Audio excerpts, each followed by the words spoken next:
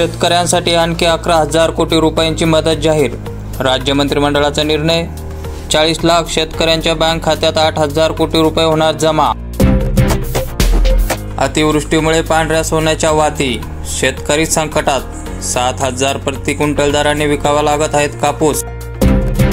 पोखराची शेतकऱ्यांना प्रतीक्षा, गावांची निवड होऊनही कारवाई नाही।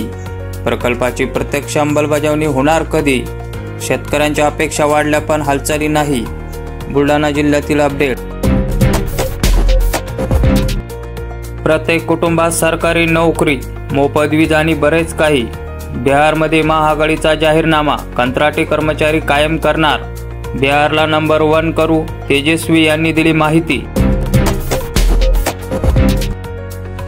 सरकारकडून निधी रखडला, जलजीवनाच्या कामावर परिणाम। केंद्र सरकारकडे 16,000 तर राज्य सरकारकडे 19,000 कोटी असे 35,000 कोटी रुपये थकीत। कर्जमाफी आणि शेतमाल हमीभावासाठी उपराजधानीत शेतकऱ्यांनी काढला मोर्चा। आज नागपूर बंद केले, उद्या भारत बंद करू। बच्चू कडूंनी दिला सरकारला इशारा। मोर्चेकरांनी नागपूर केले जाम, वाहतुकीची झाली कोंडी। 8व्या वेतन आयोगाला केंद्राची मान्यता।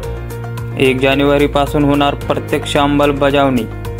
50 लाख केंद्र सरकारी कर्मचाऱ्यांचा वाढणार पगार। निवृत्त कर्मचाऱ्यांनाही मिळणार योजनेचा लाभ।